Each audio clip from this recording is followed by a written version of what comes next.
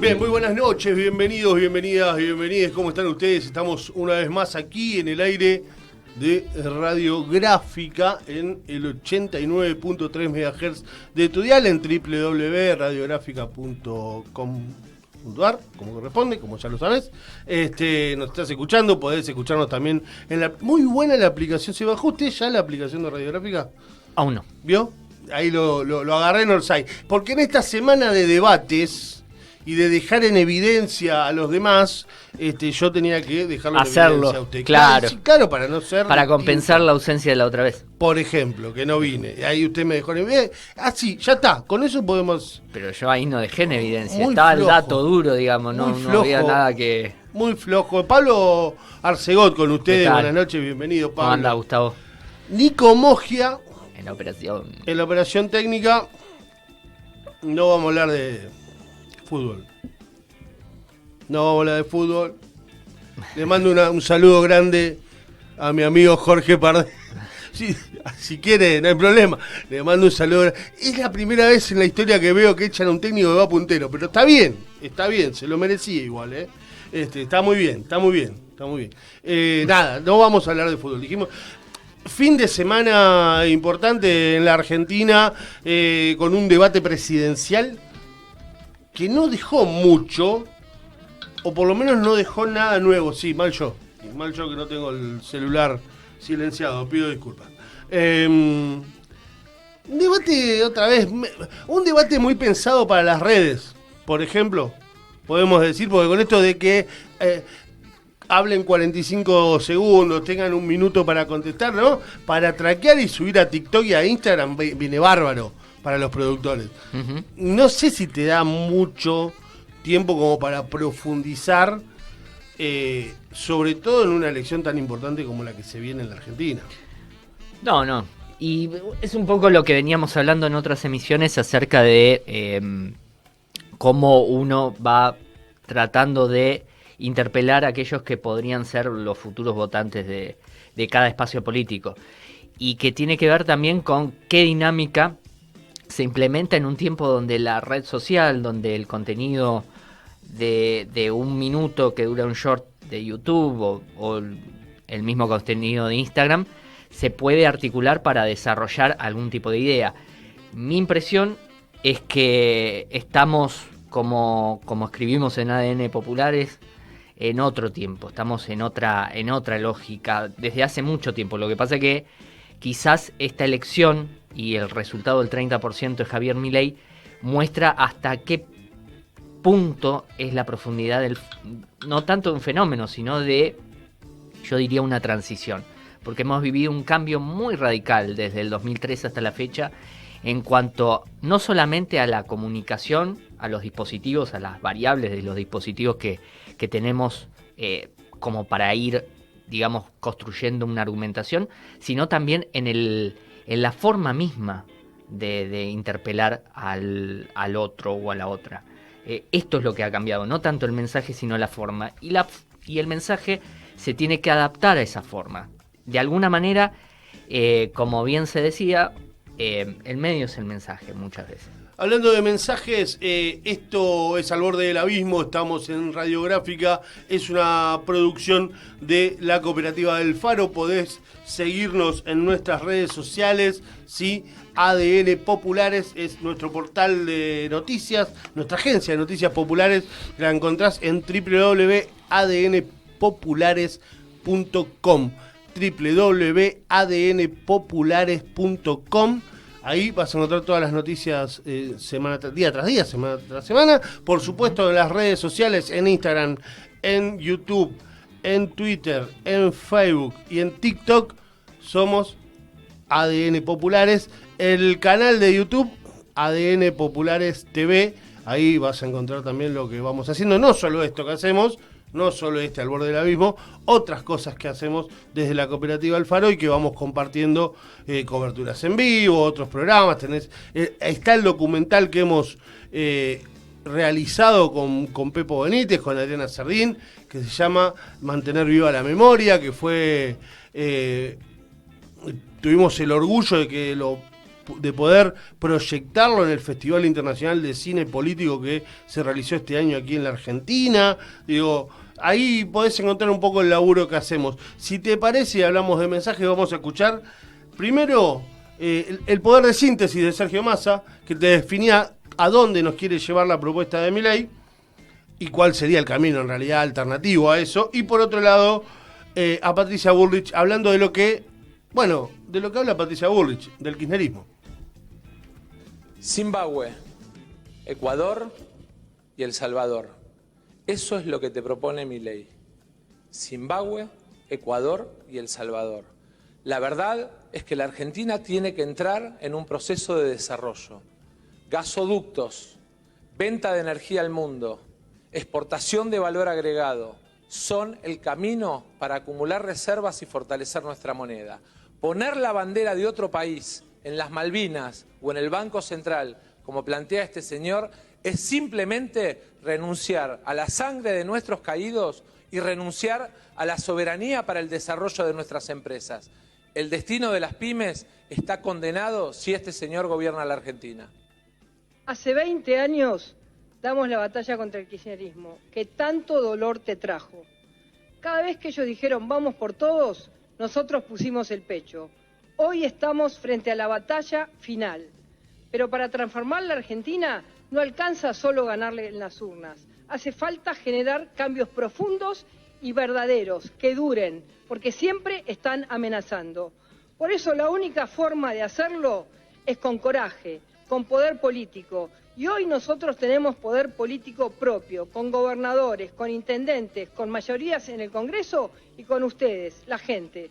Por eso te pido que nos acompañes, que nos votes, que pienses que Juntos por el Cambio es la única oposición que va a garantizar el cambio de lo que el kirchnerismo arruinó en la Argentina. Yo no doy el brazo a torcer, yo no voy a negociar el cambio nunca. Yo te pido, por favor, acompáñame. Y te quiero decir, ¡viva la patria!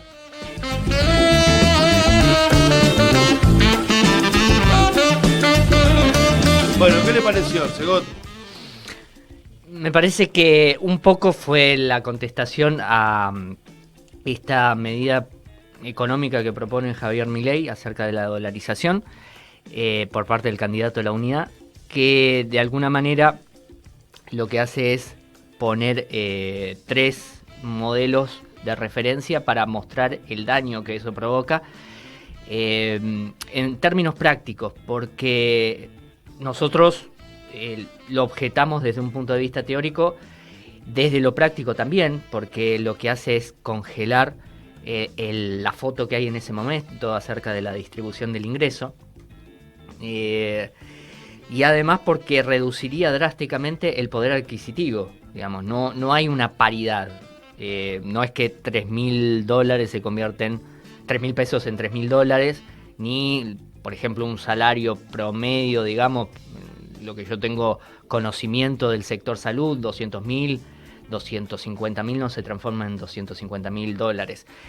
En términos, digamos, de soberanía política, es básicamente regalar, es como decía en otro tramo del debate Sergio Massa, es colocar la bandera de Estados Unidos en la puerta del Banco Central. En este caso sería tomar la moneda y estar atados a los vaivenes de la economía norteamericana.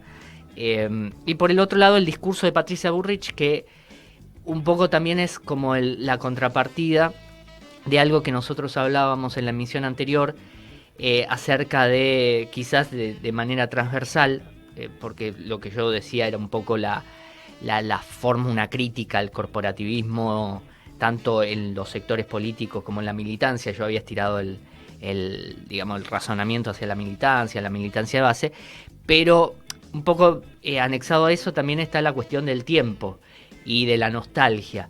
Y parece ser que el discurso de Patricia se ha quedado en un tiempo que ya no existe, porque en realidad los candidatos que están hoy en la primera vuelta, el 22 de octubre, ninguno es kirchnerista, digamos en un sentido estricto de la palabra. O sea, ¿a quién le habla? Y después tener en cuenta que ese discurso que habla, parece muy sacado de la Guerra Fría, del macartismo político, ¿viste? Muy gendarme, muy de acartonado en ese sentido, y haciendo mención a una realidad que prácticamente hace más desde que se fue Cristina en el 2015 no existe en su manera más pura, digamos, ¿no? No sé a quién le habla. Quizás en los primeros años podía haber algún tipo de resabio, digo, los primeros años del gobierno de Mauricio Macri, pero ahora es como muy anacrónico ese discurso. Sí, y a ver, y si querés agregarle, yo quiero volver a lo de Sergio Massa. Son 3 ejemplos muy claros los que dio Massa. Uh-huh. ¿No? 3 ejemplos, nosotros lo hemos charlado aquí. En Ecuador no tienen inflación, es verdad. Ahora, el sueldo promedio es de $400 cuando lo que te cuesta, el costo de vida es de 1.200. Contame la pobreza, salí a recorrer. ¿Sabés qué? Hoy, esto que decimos siempre, ¿no? Hoy no necesitas viajar para conocer. No hace falta tanto viajar para conocer, ¿eh? No. Si pudieras viajar y podés hacerlo, hacelo. Ahora, agarrá, metete en una compu, ¿sí? Con buena internet, salí a recorrer el Google Maps, y te vas a encontrar con la gran inequidad que hay en toda la región, en toda Latinoamérica. Donde hay pobres que son muy pobres y un grupito muy chiquito de ricos que son muy ricos. Bueno, eso es Ecuador, ¿eh? Ojo, que eso es Ecuador. Guarda con eso. Sí, es un poco lo que veníamos hablando acerca de acá, si hay algo que caracteriza a la Argentina, además de la existencia de un campo nacional y popular muy pujante y del peronismo, que encarna la representación política de ese campo nacional y popular, hay una clase media muy pujante, muy activa, que junto a sectores populares en ciertos momentos de la historia se ha conformado una alianza. Y el proyecto histórico de las derechas en la Argentina ha sido precisamente romper esa clase media, pasar a todos los trabajadores formales al trabajo informal, que agiganta el discurso de la extrema derecha, pero también le da un cierto sustento a las derechas tradicionales, porque al fin y al cabo la extrema derecha se la termina arrastrando a ese espectro discursivo, porque digamos es precisamente, aunque sean diferentes formas, diferentes expresiones políticas, en realidad los intereses que defienden son los mismos. Entonces ahí hay una contraposición, y es lo que vos decís es bien cierto.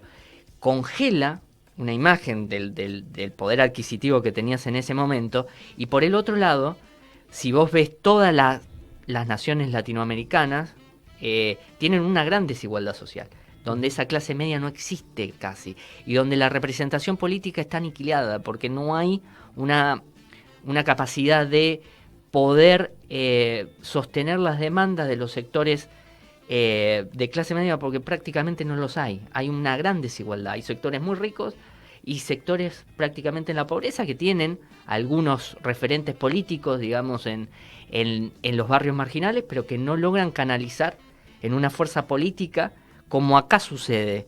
Por eso esto de que veníamos hablando de el cara a cara, yo no quiero caer en las frases hechas de bajar al territorio, pero sí en la necesidad de que el sistema político se transforme un poco en el interlocutor de las necesidades del sector tanto formal como informal de la economía, y en general lo que ha sido el peronismo de los trabajadores.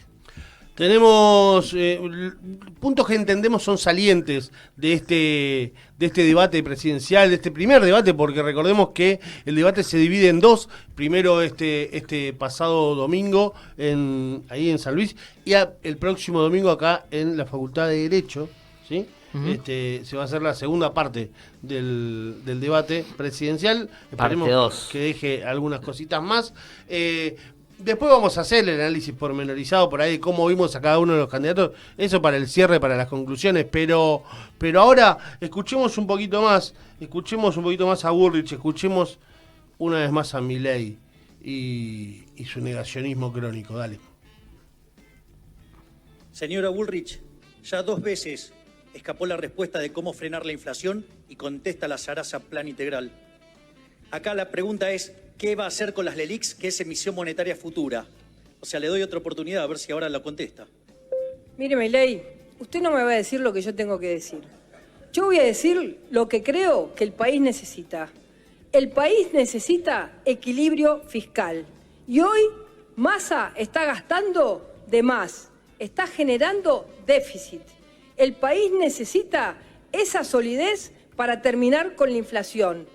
Sin inflación, el país comienza y arranca. La Argentina tiene una gran oportunidad histórica, tiene todo, pero los argentinos no tenemos nada. ¿Sabe por qué? Porque en el medio hay una serie de mafias que hoy son sus amigos. Barrio Nuevo. Esa serie de mafias son las que impiden que el país crezca. Y yo tengo la fuerza y la voluntad para sacarlas del medio. Bueno, los liberales en Argentina hemos sido acusados de cosas verdaderamente aberrantes, como fachos, fascistas, nazis, cosas que no tienen nada que ver con nosotros. Por eso les quiero dar la definición del liberalismo de nuestro máximo prócer de la libertad, Alberto Venegas Lynch, hijo. El liberalismo es el respeto irrestricto del proyecto de vida del prójimo, basado en el principio de no agresión y en defensa del derecho a la vida, a la libertad y a la propiedad. No hay lugar para esas acusaciones. Por otra parte, nosotros valoramos la visión de memoria, verdad y justicia. Empecemos por la verdad. No fueron 30.000 los desaparecidos, son 8.753. Por otra parte, estamos absolutamente en contra de una visión tuerta de la historia. Para nosotros, durante los 70 hubo una guerra. Y en esa guerra, las fuerzas del Estado cometieron excesos. Y por tener el monopolio de la violencia, le vale todo el peso de la ley. Pero también los terroristas de Montoneros, los terroristas del ELER, mataron gente, asesinaron gente, torturaron gente, pusieron bombas, e hicieron un desastre y también cometieron delitos de lesa humanidad. Además, tampoco estamos de acuerdo con los curros de los derechos humanos, aquellos que usaron la ideología para ganar plata, para hacer negocios turbios, o no recuerdan algo así como sueños compartidos, o lo que es la propia Universidad de Madres Plaza de Mayo. Por lo tanto, ¿saben qué? Ustedes sigan discutiendo la historia, sigan tratando de discutir la historia, reescribirla. Nosotros venimos acá, ¿saben qué? Para gobernar, para una Argentina nueva, una Argentina distinta, que es imposible con los mismos de siempre. Y nosotros nos vamos a ocupar de aquellas personas que están bajo la línea de la pobreza, bajo la línea de indigencia, del 60% de chicos que no pueden morfar. De eso nos vamos a ocupar nosotros.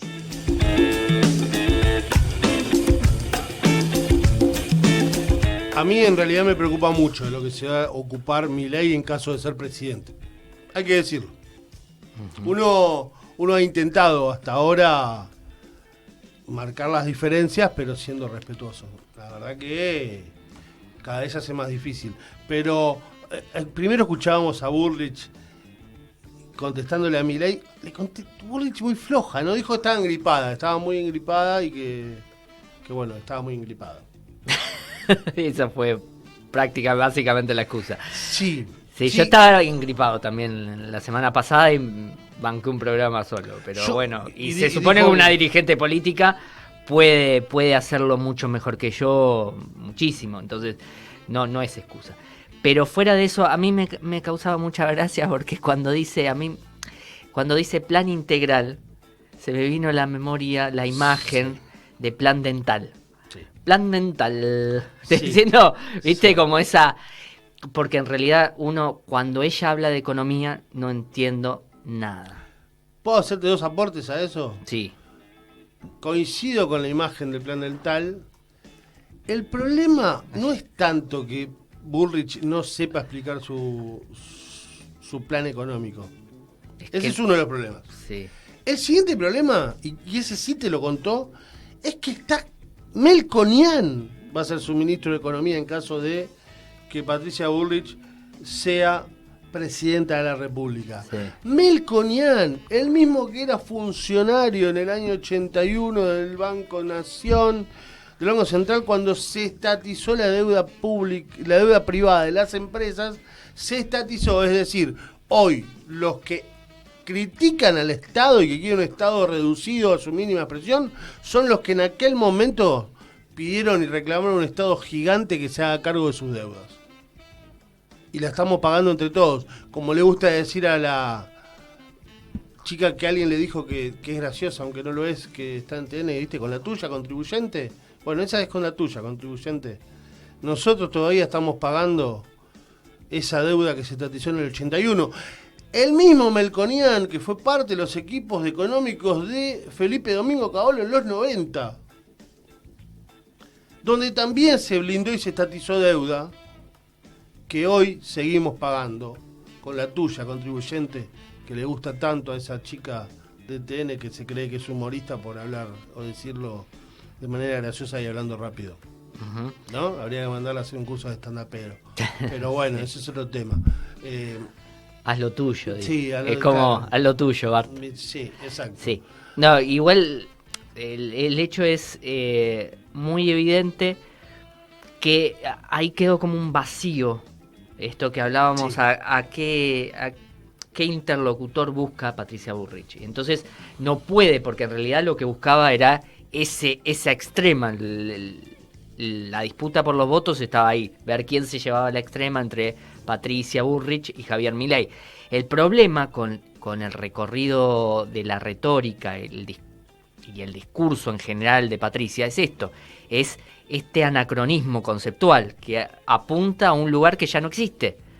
Ya no existe. Desde que gobernó Mauricio Macri, ese lugar del kirchnerismo duro, digamos, parapetado, que por ahí incluso él trató de disfrazar su propia campaña electoral, dándole cierto grado de acierto a las medidas políticas que llevaba, para él decir, bueno, muy parecido al discurso de la Alianza cuando le gana a Duhalde, que es esto de, bueno, sostenemos, nada más que ellos lo decían en un término absolutamente nefasto como era sostener la convertibilidad 1-1 sin la corrupción menemista.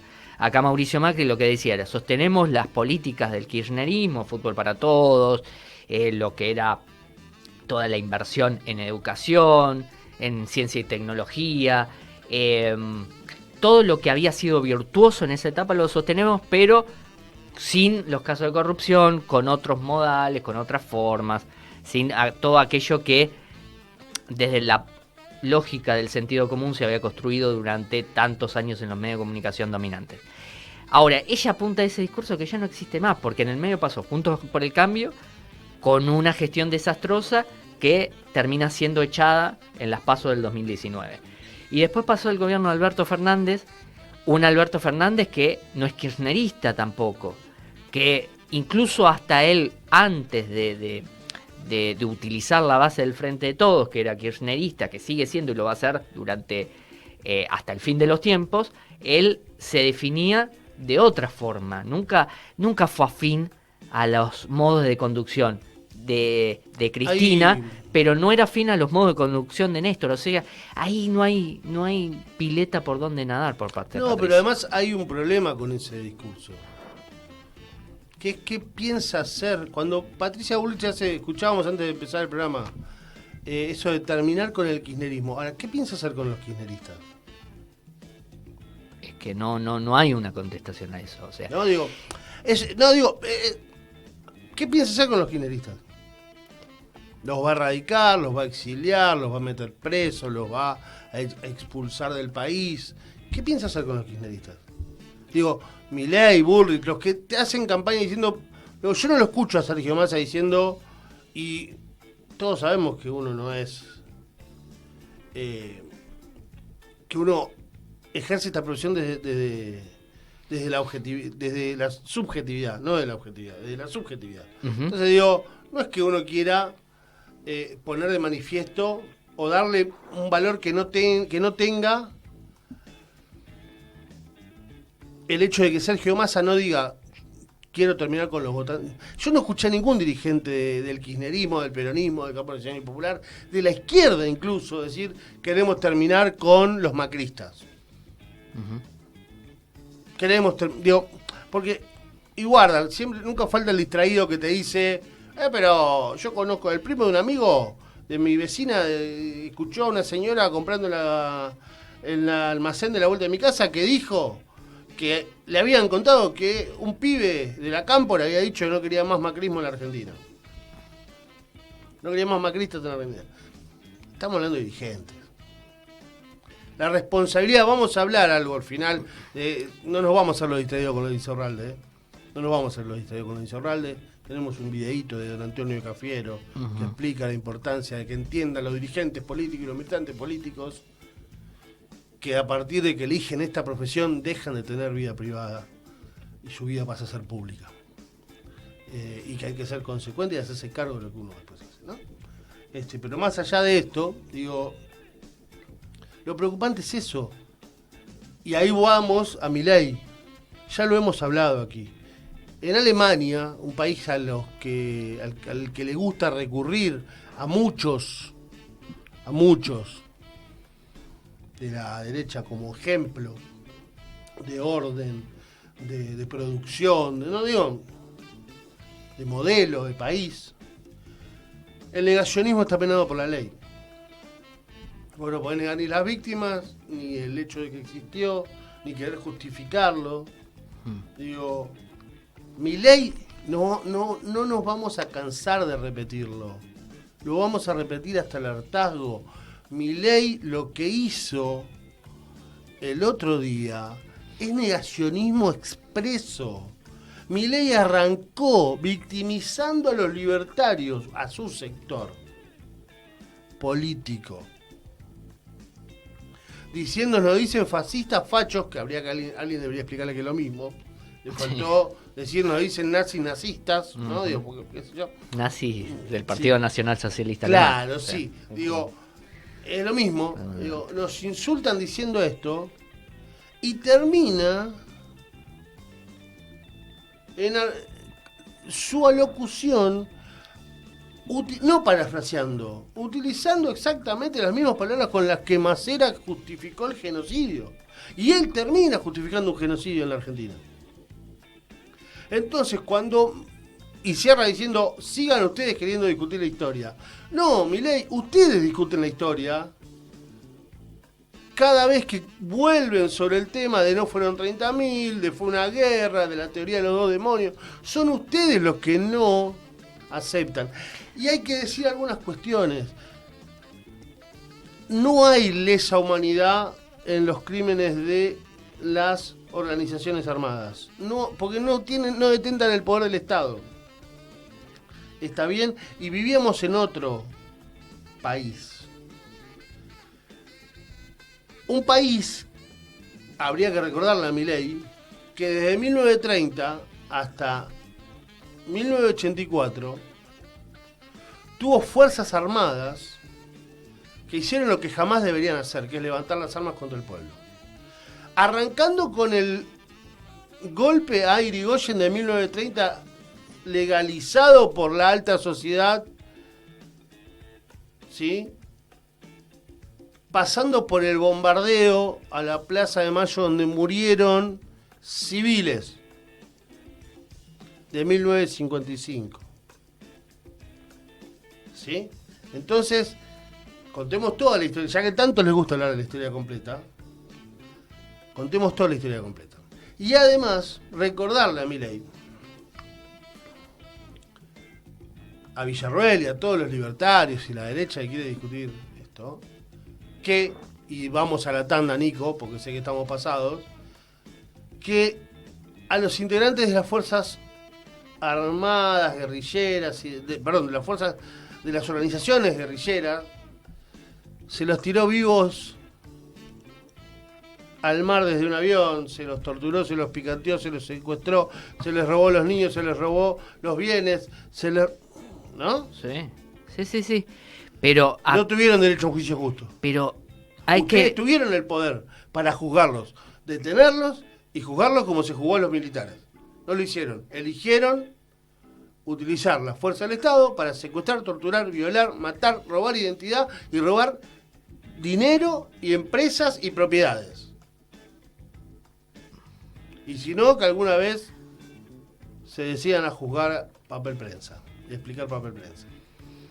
Sí, aparte es un registro histórico muy, digamos, recorrido, si uno tiene ganas de ahondar en datos de la realidad, que lo habíamos dicho, que la gran mayoría de los detenidos desaparecidos no tenían, digamos, una participación activa, porque en realidad el sector militarista el brazo militar de Montoneros o del ERP ya había sido destruido antes del comienzo de la dictadura del 24 de marzo. Hace unos meses atrás, en ocasión de la conmemoración del golpe, el 24 de marzo, el Día Nacional por la Memoria, la Verdad y la Justicia, nosotros destacábamos el porcentaje de estudiantes, periodistas, actores, actrices que habían desaparecido.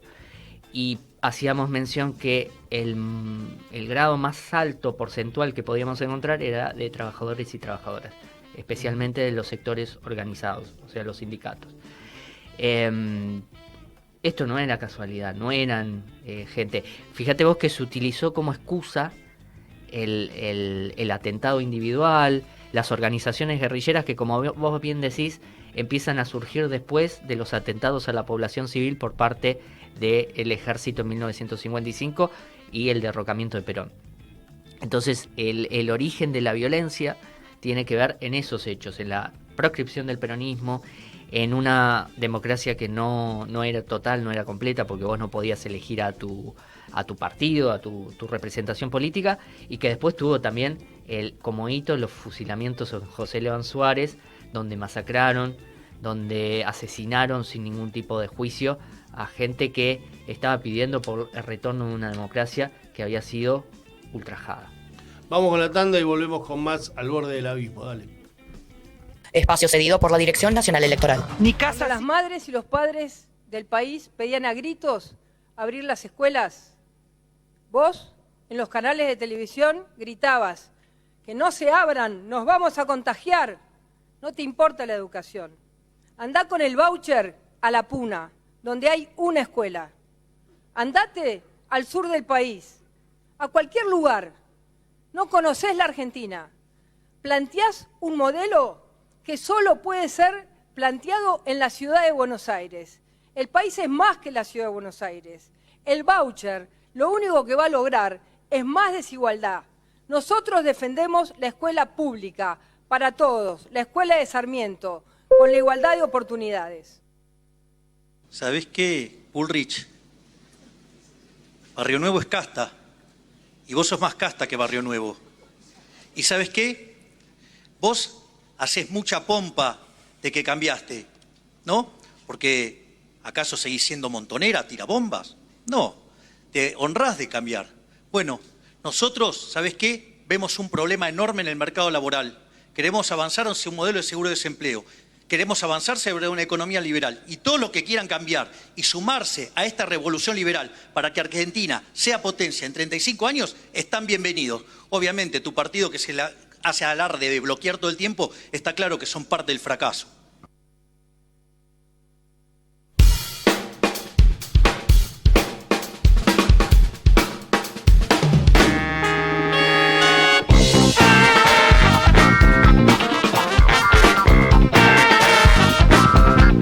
Ahí seguimos entonces aquí en el aire de Radiográfica. Ustedes veían, y aquellos que nos están mirando a través del canal de YouTube y demás, pueden ver los videos que tienen el logo de ADN Populares porque es parte de la producción de la agencia, ¿no?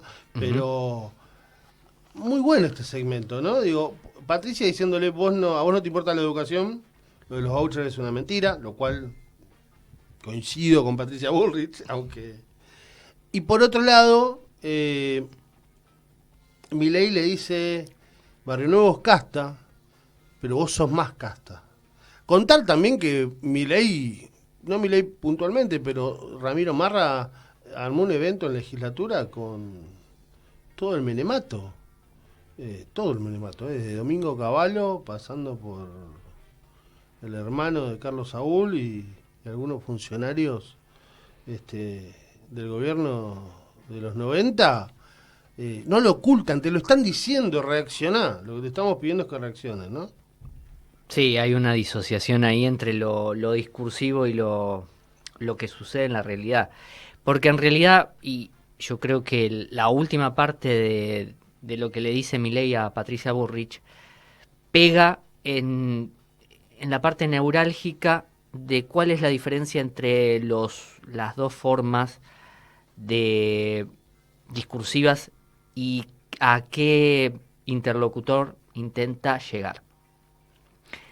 Cuando él le dice, vos sos de parte de un partido, de una fuerza política que bloquea todo, está la inteligencia que asocia a Juntos por el Cambio solamente como un sector de la política argentina que lo que hace es estar en contra del kirchnerismo y no tiene ninguna propuesta, y que en cuanto a gestión y en cuanto a la economía fracasó rotundamente. Entonces se lo ve como un partido tradicional que favorece determinados intereses. Eso lo sabemos nosotros, lo saben los que tienen inquietudes políticas y los que son núcleos políticos. Milei defiende los mismos intereses, pero tiene esa particularidad de que él no se opuso, por ejemplo, al impuesto a las ganancias.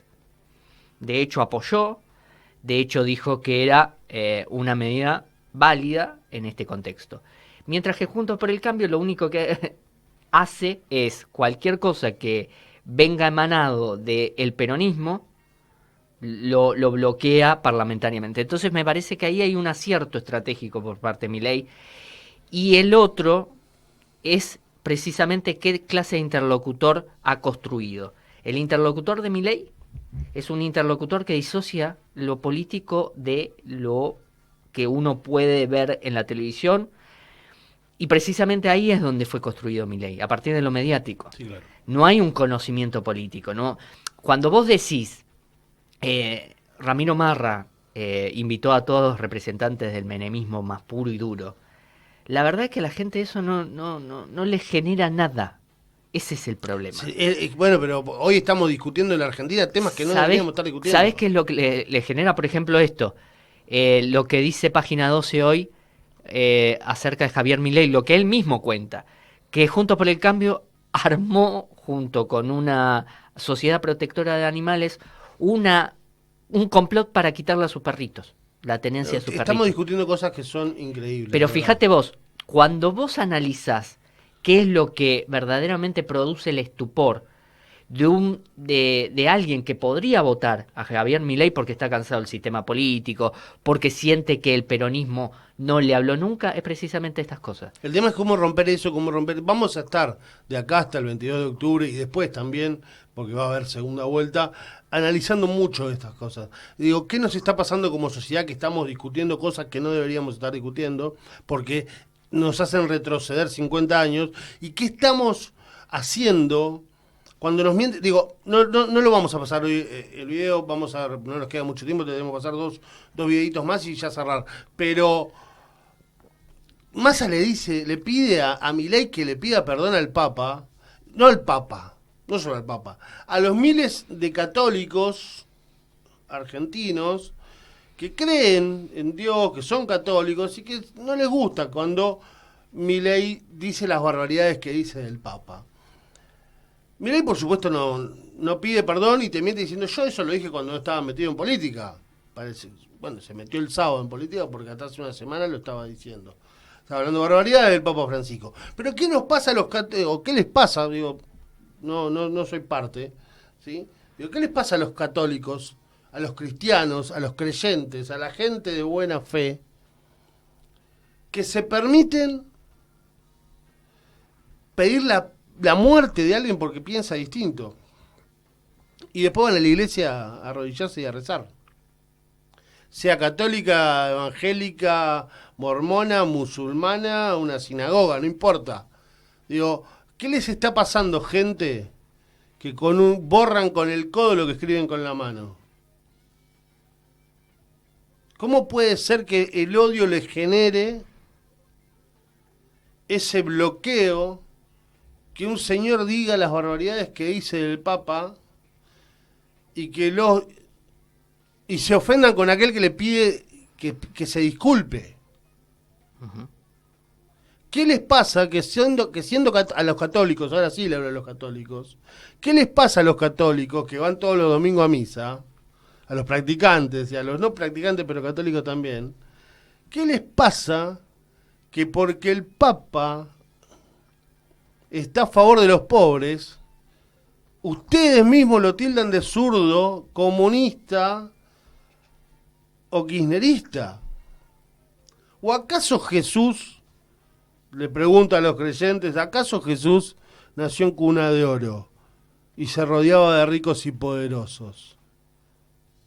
Entonces pregúntenselo ustedes mismos y contéstenselo ustedes mismos, no me lo contesten a mí, pero replantéense un montón de cosas a partir de esa respuesta. 2 últimos videos. Paracaidistas suecos de Sergio Massa y Miriam Bregman hablando de uno que se rodea de toda la casta. Dale. Yo la verdad es que los escucho y lo primero que me viene es la idea de que estoy debatiendo con paracaidistas suecos. Uno que defiende en el Congreso los negocios de sus ex jefes. Defiende las AFJP porque trabajó en las AFJP. La otra que no hizo ni el mea culpa, como hicimos nosotros, de los errores de su propio gobierno. Yo les quiero decir claramente, vamos a un sistema tributario mucho más progresivo. Vamos a seguir bajando el IVA a todos los trabajadores argentinos. Vamos a seguir bajando impuestos como el impuesto a las ganancias. Y vamos a poner sobre la mesa cuáles son los beneficios de las empresas que te roban casi 4,5 puntos del PBI con la protección de algunos sectores de la política argentina. Sí, porque Milei llega hasta acá hablando contra la casta. No es casta, pero hace alianzas con Barrio Nuevo. No es casta, pero le arma las listas a Sergio Massa. No es casta, pero lleva una vicepresidenta de la casta militar. No es casta, pero ya se mudó a un barrio privado, como muchos de los políticos que él critica. Milei es un empleado de los grandes empresarios, que han ganado millones en estos años, algunos viviendo del Estado, y con él esperan ganar mucho más. No es un león, es un gatito mimoso del poder económico. Muchas gracias.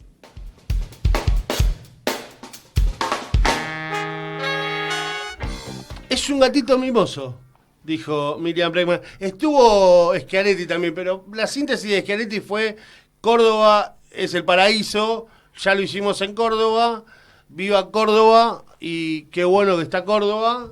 Por eso estaba muy bueno el meme. Sí, de quiere gobernar Córdoba, quiere ser presidente de Córdoba. Yo creo que Schiaretti quiere ser presidente de Córdoba, el Estado separatista de Córdoba. Bueno, deberían pensarlo. Es una buena idea sí, ser elegido presidente ahí, porque la verdad el otro no tenía mucho margen. No, básicamente yo quisiera agregar una cosa muy cortita, casi como para terminar. Esto mismo, me parece que hay que ver desde el punto de vista, yo no hago comunicación política, pero poder desarmar el discurso de Milei desde un punto de vista más de correrlo y tensar ese no tanto debatir sus argumentos, porque sus argumentos son poco asimilables desde el punto de vista político, desde el punto de vista racional. Yo he abrevado en ciertos círculos el hecho de que lo que produce más resquemor son precisamente aquellas cosas que no tienen nada que ver con la política.